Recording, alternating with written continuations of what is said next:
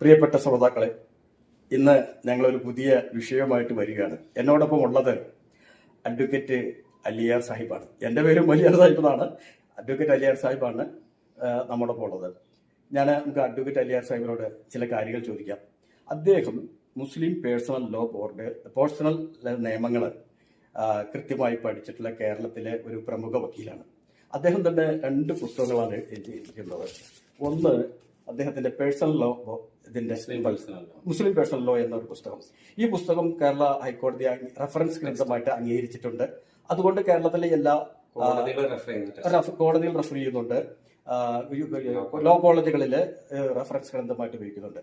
ഈ പുസ്തകത്തിന്റെ മലയാളം തർജ്ജമയും കൂടിയുണ്ട്. അപ്പോൾ അദ്ദേഹം ഒരു ഗ്രന്ഥകാരൻ കൂടിയാണ് എന്നുള്ള അർത്ഥത്തിലാണ് നമുക്ക് ചർച്ച തുടങ്ങേണ്ടത്. നമുക്ക് അതിനു മുമ്പായിട്ട് അദ്ദേഹത്തിന്റെ വിദ്യാഭ്യാസ കാലത്തെ കുറിച്ച് ഒന്ന് ചോദിക്കാം. അഡ്വക്കേറ്റ് അലിയാർ സാഹിബ്, താങ്കളുടെ വിദ്യാഭ്യാസ കാര്യത്തെ പറ്റി ഒന്ന് പറയാമോ? വിദ്യാഭ്യാസം ഞാൻ നാട്ടുപുറത്തുകാരാണ്. കോതമംഗലം നാടുകളിൽ ഞാറക്കാട് എന്ന സ്ഥലത്താണ് ജനിച്ചത്. അവിടെ തന്നെയുള്ള ചെറിയ എൽ പി സ്കൂളിലെ സെന്റ് ജെറോംസ് എൽ പി സ്കൂളിലാണ് 4 വരെ പഠിച്ചത്. അവിടെ നിന്ന് ഒരു 2 കിലോമീറ്റർ മാത്രം ദൂരെ അടവൂർ ഗവൺമെന്റ് ഹൈസ്കൂളിലാണ് 5 മുതൽ 10 വരെ പഠിക്കുന്നത്. 10ാം ക്ലാസ് കഴിഞ്ഞ് നേരെ പ്രീ ഡിഗ്രിക്ക് നിർമ്മല കോളേജിലാണ്. കാര്യം അവിടെ 20 കിലോമീറ്റർ ഉണ്ട്, എന്നാലും ബസ്സിന് വന്നു നിർമ്മല കോളേജിലാണ് പ്രീ ഡിഗ്രി. അതായത് 1983 പ്രീ ഡിഗ്രി കയറുന്നതാണ്. 73 ഒന്നിച്ച് ചേർന്നിട്ടുണ്ട്. അപ്പൊ 83 മുതൽ 85 വരെ പ്രീ ഡിഗ്രി, 85 മുതൽ 88 വരെ ഡിഗ്രി BA നിർമ്മല കോളേജിലായിരുന്നു. BA എക്കണോമിക്സ് ആണ്. എക്കണോമിക്സ്,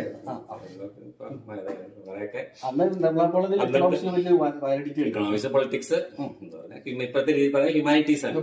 ഹിസ്റ്ററി ഒക്കെയാണ് പഠിച്ചത്. ഡിഗ്രി കഴിഞ്ഞിട്ട് പിന്നെ ഒരു 2 വർഷം കാര്യം MA പോയിട്ട് ഞാൻ MA ഇടയ്ക്ക് വെച്ച് ഡ്രോപ്പ് ചെയ്തിട്ട് LLBക്ക് പോവാണ് ചെയ്തത്.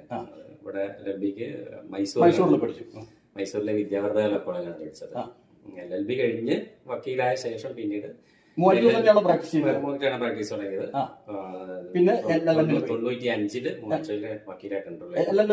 പിന്നെ LLM പോയി. വക്കീലായ ശേഷമാണ് യൂണിവേഴ്സിറ്റി സെന്ററിലാണോ? ND യൂണിവേഴ്സിറ്റി തന്നെ അന്ന് ഓഫ് ക്യാമ്പസ് ഉണ്ടായിരുന്നു. എറണാകുളത്ത് കളമശ്ശേരിയിലുള്ള സെന്റ് പോൾസ് കോളേജിൽ ഓഫ് ക്യാമ്പസ് ഉണ്ടായിരുന്നു. അവിടെയാണ് 2 വർഷത്തെ LLM ഓഫ് ക്യാമ്പസിൽ 3 വർഷമായിട്ട് ചെയ്യും. പിന്നെ ഞാൻ ചോദിക്കട്ടെ, ഈ വക്കീലം എന്ന് പറഞ്ഞാൽ സമസ്ത സബ്ജക്ട് നമുക്ക് പഠിക്കാമല്ലോ. ഈ മുസ്ലിം പേഴ്സണൽ ലോയിലേക്ക് വരാനുള്ള വഴി എന്തായിരുന്നു? LLBയില് പഠിക്കുന്ന സബ്ജക്റ്റില് ഞങ്ങൾക്ക് അന്ന് വന്നപ്പോ ഒരു വർഷം 6 പേപ്പർ വെച്ച് 18 പേപ്പർ ഉണ്ടായിരുന്നു. ആ 18 പേപ്പറിൽ ഒരു പേപ്പർ മുസ്ലിം ലോയാണ്. മുഹമ്മദ് ഇസ്ലാം അന്ന് അവർ വിട്ടിരുന്ന പേര് മുഹമ്മദ് ഇസ്ലാമാണ്. അതുപോലെ ഒരു പേപ്പർ ഹിന്ദു ലോ ഉണ്ട്, ഒരു പേപ്പർ ക്രിമിനൽ ലോ ഉണ്ട്, ഒരു പേപ്പർ സിവിൽ എന്ന പോലെ ഈ 18 പേപ്പറിൽ ഒരു പേപ്പർ ഇമ്പോർട്ടന്റ് ആയ ഒരു പേപ്പറാണ്. എന്ന് പറഞ്ഞാൽ അത് പഠിക്കാതെ LLB പാസ്സാകാൻ പറ്റില്ല. അപ്പൊ അത് അന്ന് അവിടെ പഠിച്ചു. അത് കഴിഞ്ഞ് വക്കീൽ എന്ന രീതിയിൽ മുസ്ലിം ഇവിടെ മുസ്ലിം ലോയിലില്ല, മുഹമ്മദ് ലോയിലില്ല. ഞാനത് കോൺട്രാക്ട് ലോയിലാണ്. LLBക്ക് ഉൾപ്പെടെ പഠിക്കുന്ന മാത്രമല്ല, രംഗത്തേക്ക് ഇറങ്ങിയപ്പോൾ മുസ്ലിങ്ങളെ സംബന്ധിച്ചിടത്തോളം വിവാഹമോചനം, അനന്തരാവകാശം, ഇഷ്ടദാനം ഉൾപ്പെടെയുള്ള സ്വത്ത് കൈകാര്യങ്ങള് ഇതെല്ലാം മുസ്ലിങ്ങളുടെ പേഴ്സണൽ വ്യക്തി നിയമം അനുസരിച്ചാണ് പോകുന്നത്. ഞാൻ ചോദിക്കട്ടെ, ഇപ്പൊ ഇന്ത്യയിലെ മുസ്ലിങ്ങൾക്ക് ഈ മുഹമ്മദ് ലോ അനുസരിച്ചല്ലേ എല്ലാ കാര്യങ്ങളും ഇല്ല, 7 കാര്യങ്ങൾ മാത്രം, 7 സബ്ജക്ട്. ഒന്ന് വിവാഹം, 2 വിവാഹമോചനം, 3 അനന്തരാവകാശം, 4 കുട്ടികളുടെ കസ്റ്റഡി, കുട്ടികളുടെ ഗാർഡിയൻഷിപ്പ്, പിന്നെ മെയിന്റനൻസ്. മെയിന്റനൻസ് എന്ന് പറഞ്ഞാൽ കുട്ടികളുടെ മാതാപിതാക്കള്, ഭാര്യ, ഇവരുടെ ജീവനാംശം. ഈ 7 വിഷയങ്ങളിൽ കക്ഷികൾ മുസ്ലിങ്ങളാണെങ്കിൽ തീരുമാനിക്കേണ്ടത് മുസ്ലിം വ്യക്തി നിയമമായ ശരീഅത്തനുസരിച്ച്. ഇന്ത്യ മൊത്തം അങ്ങനെയാണ്. അപ്പൊ അതുകൊണ്ട് ശരീഅത്ത് പഠിച്ചേ പറ്റൂ. മുസ്ലിങ്ങളുടെ മെയിന്റനൻസിന്റെ കേസ് വന്നാൽ, മുസ്ലിങ്ങളുടെ ഡൈവോഴ്സ് കേസ് വന്നാൽ, മുസ്ലിങ്ങളുടെ അനന്തരാവകാശത്തിന്റെ കേസ് വന്നാൽ, മുസ്ലിങ്ങളുടെ വഖഫിന്റെ കേസ് വന്നാൽ, അതിനകത്തൊക്കെ ശരീഅത്തിന്റെ നിയമം എന്തോ അതാണ് കോടതി വിധിക്കുക. അപ്പൊ അതിന് കോടതി വിധിക്കുന്നതിന് കോടതികളുടെ മുമ്പാകെ. അപ്പൊ ഞാനൊരു ചോദ്യം ചോദിക്കട്ടെ, ഇപ്പൊ കുറെ മാറ്റങ്ങൾ ഉണ്ടായി നമ്മുടെ ഇന്ത്യ മഹാരാജ്യത്ത്. ആ മാറ്റങ്ങൾ ഉണ്ടായി കഴിഞ്ഞപ്പോൾ ഈ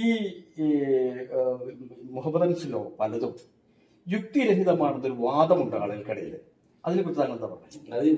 അത് യുക്തിരഹിതമാണെന്ന് പറയുന്നത് അത് മുസ്ലിം നിയമമാണല്ലോ എന്ന് പറഞ്ഞിട്ടാണ് അവർ പറയുന്നത്. മുസ്ലിം നിയമം എന്ന് പറയുന്നത് ഇസ്ലാം എന്ന് പറയുന്ന മതത്തിന്റെ ഭാഗമാണ്, വിശ്വാസത്തിന്റെ ഭാഗമാണ്. അപ്പോൾ ഇസ്ലാമിക വിശ്വാസ പ്രകാരമുള്ള നിയമമാണ് ശരിക്കും ഈ ശരീഅത്ത് മുസ്ലിം നിയമം. അതെ. ഇസ്ലാമിന്റെ നിയമം ജെന്യുവൻ ആണെങ്കിൽ, മീൻസ് ഒരു ഫാക്ട്, യാഥാർത്ഥ്യവും അത് റീസണബിളും ആണെങ്കിൽ അത് നിയമമായിരിക്കുമല്ലോ.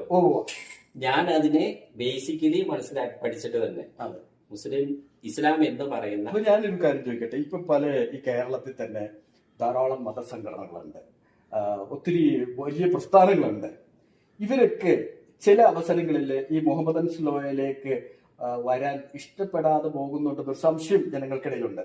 അതിനെ കുറിച്ച് എന്താണ് പറയുന്നത്? ബേസിക്കലി ഇസ്ലാമിനെ എന്താണെന്ന് പഠിക്കാത്തത് കൊണ്ടാണ് ഈ സംഘടനകളുടെ നേതാക്കന്മാർ ഉൾപ്പെടെയുള്ള ഈ മതപണ്ഡിതന്മാരെന്ന് പറയുന്നവർ പോലും ഇസ്ലാമിലെ പല നിയമങ്ങളെയും അവർ തെറ്റായി വ്യാഖ്യാനിക്കുകയും അതോടൊപ്പം തന്നെ തെറ്റിദ്ധരിച്ചിട്ട് അത് ഒന്നുണ്ടെങ്കിൽ അത് അന്ധമായിട്ട് അങ്ങ് അനുകരിക്കും, ന്യായീകരിക്കും.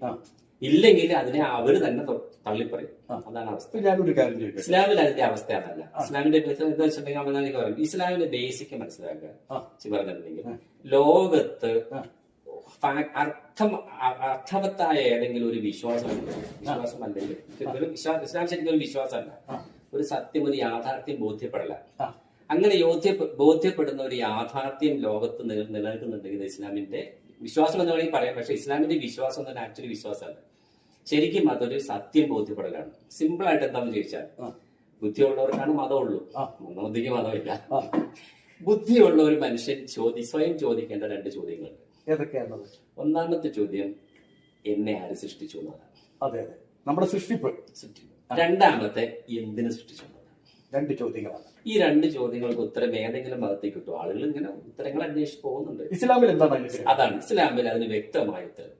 അത്രയും വ്യക്തമായ ഉത്തരം ഇസ്ലാമിൽ അല്ലാതെ വേറെ ഒരു സ്ഥലത്തും ഇല്ലെന്നുള്ളതാണ്.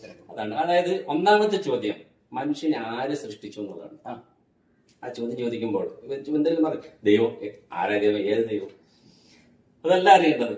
ആര് സൃഷ്ടിച്ചു എന്നതിന് വ്യക്തമായ ഉത്തരമാണ് വേണ്ടത്. ആര് സൃഷ്ടിച്ചു എന്ന് ചോദിക്കുന്നതിന് ആ ചോദ്യത്തിലേക്ക് ഉത്തരത്തിലേക്ക് കടക്കുമ്പോൾ ഒരു ഉപചോദ്യം അതിനകത്തേക്ക് വരും. മനുഷ്യനെ എന്തുകൊണ്ട് സൃഷ്ടിച്ചു?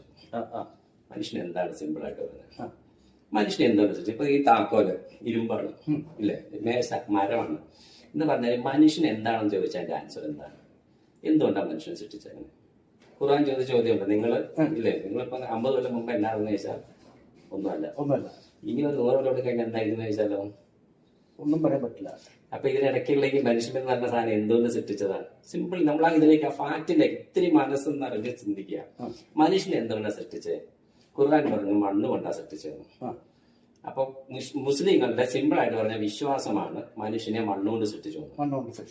പിന്നെ മനുഷ്യൻ വേറെ എന്തെങ്കിലും ഒന്ന് പറയാനുണ്ടായ കാര്യത്തില്ല. മണ്ണിന്റെ ഭാഗമല്ലേ വെള്ളം. മനുഷ്യനെ മണ്ണ് കൊണ്ടാണ് സൃഷ്ടിച്ചത് എന്ന് ഖുർആനിൽ എഴുതിയിരിക്കുന്നത് അതൊരു ഫാക്ട്, ഒരു യാഥാർത്ഥ്യമാണോ? അതൊരു വിശ്വാസം മാത്രമാണോ? അതൊരു യാഥാർത്ഥ്യം തന്നെയാണ്. സംശയമൊന്നുമില്ല. മണ്ണ് എന്ന് പറഞ്ഞാൽ എന്താ?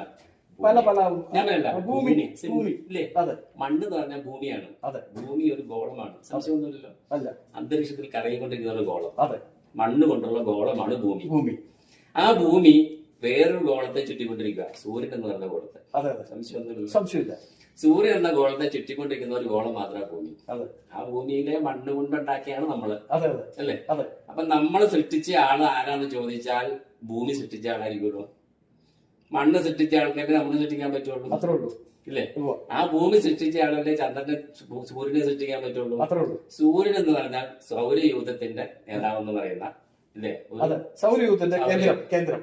സൂര്യൻ ശരിക്കും പറഞ്ഞാൽ ഒരു നക്ഷത്രം മാത്രമാണ്. കോടാനുകൂടി നക്ഷത്രങ്ങളുണ്ട്, ശരിയല്ലേ? അപ്പോ നമ്മള് മണ്ണാണെന്ന് മനസ്സിലായി. മണ്ണെന്ന് പറഞ്ഞാൽ ഈ ഭൂമിയാണ്. ഭൂമി ഒരു ഗോളമാണ്, മണ്ണുകൊണ്ടുള്ള ഗോളാണ്.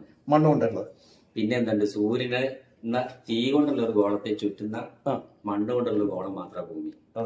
സൂര്യനോ കോടാനുകൂടി നക്ഷത്രങ്ങളിൽ ഒരു നക്ഷത്രം മാത്രമാണ്. അപ്പൊ നമ്മളെ ആര് സൃഷ്ടിച്ചു എന്ന് ചോദിച്ചാൽ നമ്മള് ഭൂമിയാണ്, ഭൂമിയുടെ ഭാഗമാണ്. ഭൂമി സൃഷ്ടിച്ച ആൾക്കാർ നമ്മൾ സൃഷ്ടിക്കാൻ പറ്റുള്ളൂ.